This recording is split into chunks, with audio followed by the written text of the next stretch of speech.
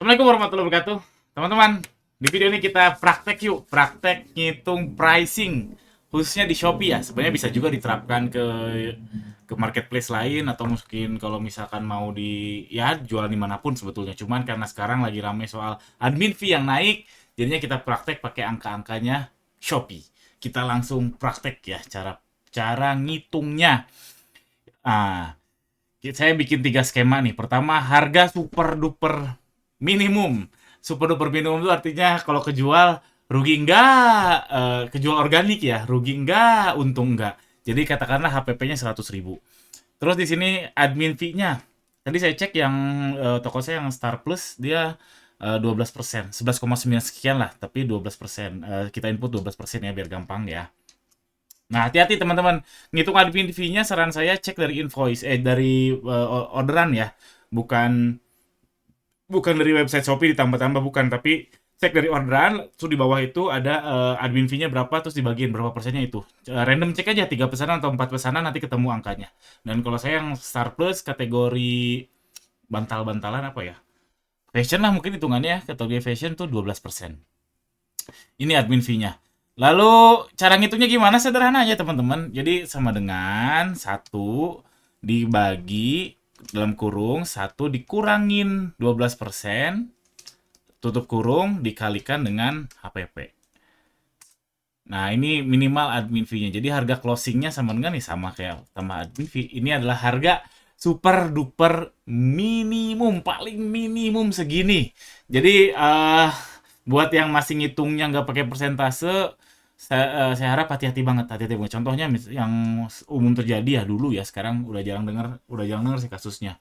Jual jilbab HPP 10.000 dijualnya 13.000. Kalau kita input 10.000 di sini, jualnya 13.000, oh ya, masih untung ya, karena harga closingnya 11.364. Kenapa saya tulisnya harga closing? Biar nggak ambigu aja.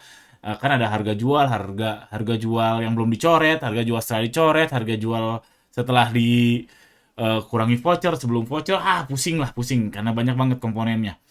Jadinya saya tulis harga closing, artinya yang sudah deal gitu, yang sudah ditransfer sama si customer di Shopee. Jadi ini, jadi kalau HPP-nya 50.000, 5.000 misalkan, harga closingnya minimal 5.682. 10.000 atau 100.000, nah 113.000. Cuman ini tanpa iklan, tanpa apa-apa. Yang jadi soal, ada sih beberapa toko yang datang ke saya dan organiknya masih bagus. Sampai sekarang, bertahun-tahun organik terus. Bagus, ada. Tapi itu jarang banget, jujur, jarang banget. Yang organiknya terus ada sampai dari dulu sampai sekarang tuh jarang banget. Toko saya aja sekarang organiknya paling cuma sekarang alhamdulillah agak-agak mending ya 30% lah, 30%. Syukur-syukur 40%. Ya 30% lah. Ini harga super minimum. Sederhana ya, tinggal tambah admin fee untuk jualan di Shopee. Lalu harga kerja bakti. Nah, ini harga kerja bakti. Contoh HPP-nya 100.000. Oke, admin fee-nya tadi 12% ya. Kita isi dulu. 12%. Lalu iklan. Iklan kita pakai data benchmarknya Shopee. Data benchmarknya Shopee. Ini ACOS ya, data ACOS-nya Shopee. Ini data terbaru Q3 2023 nih, baru banget. Q4 kan belum berakhir ya per video ini dibuat. Saya ambil contoh fashion ya. Fashion tuh rata-rata di 20% ACOS-nya. Tapi ini terhadap iklan aja. Terhadap iklan, bukan terhadap keseluruhan omset. Bukan terhadap omset iklan tambah omset organik, bukan. Tapi ini iklan. Tapi nggak apa-apa. Kita anggap aja 20% ya biaya iklan. 20%. ACOS-nya. ACOS itu apa? Yaitu biaya iklan dibagi sama omset. Kita anggap 20%. 20%. Lalu saya masukin ada cost of capital. Nah, ini sebenarnya saya juga eh, bingung sih ngomongnya gimana ya. Jadi, kalau kita ngejual barang, contoh aja saya ngejual HP ini ya. Ngejual HP. Harganya 1 juta. Karena sistemnya escrow, termasuk juga, apalagi yang offline, yang jualan offline nitip di mall atau nitip di store, pasti ngerti banget soal ini. Tapi kalau yang enggak, mungkin agak bingung. Saya jual HP 1 juta. Saya jual di Shopee, eh, kejual nih, saya kirim, uangnya kan nggak masuk ke saya ya, alias ada sistem escrow namanya, escrow. Atau kalau zaman dulu disebutnya rekber gitu ya. Ini uangnya nggak cair ke saya. Artinya ada periode tertentu si aset ini, si nilai barang ini nggak di saya atau di orang lain. Artinya kayak dipinjamkan. Nah, tadi saya nyari-nyari paling cocok tuh namanya cost of capital. Jadi ibaratnya kayak bunga lah, kayak bunga. Jadi 1 juta saya kirim nih harga barang seharga 1 juta. Terus 14 hari kemudian, secara umum Shopee 7 hari ya. Oke, 7 hari kemudian baru cair ke saya uangnya. Nah, itu dari rentang 7 hari itu, seandainya uang 1 juta atau aset 1 juta ini saya depositokan, itu kan ada nilainya ya. Ada nilainya persentase bunga. Nah, mudah-mudahan paham. Namanya ini cost of capital. Artinya kita ada kerugian ketika di mana barang dikirim, uang belum cair ke kita. Itu kerugian. Alias harus ada komponen pricing dari situ untuk menutup kerugian tersebut.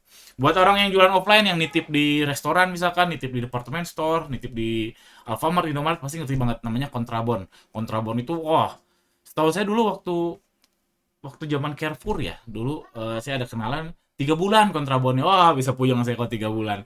Kalau di Shopee ya agak mending ya, escrow-nya 7 hari. Nah, berapa cost of capitalnya? Tadi saya ngitung-ngitung nggak make sense sih, ya sederhana aja. Misalkan BI rate. Buat yang nggak tahu, BI rate itu ya bunga acuan untuk negara Indonesia ya. BI rate tadi saya cek tuh 6%. Jadi kalau per harinya tuh ya 6%, sama dengan 6% dibagi 365. Berarti 0,0 sekian persen. Yang jelas ada nilainya. Ya udah saya input aja 1%. Intinya gitu ya, saya agak bingung ini menyebutnya apa. Saya sebut aja cost of capital, mungkin banget nggak baku.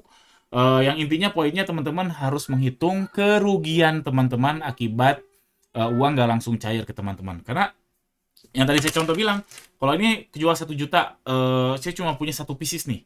Kalau ini kekirim, saya nggak bisa jualan lagi. Saya kan rugi artinya. Sedangkan toko jalan terus, gaji jalan terus. Karena cuma punya 1 pieces, cuma 1 pieces. Tapi kalau uangnya langsung masuk, saya bisa beli lagi 1 juta.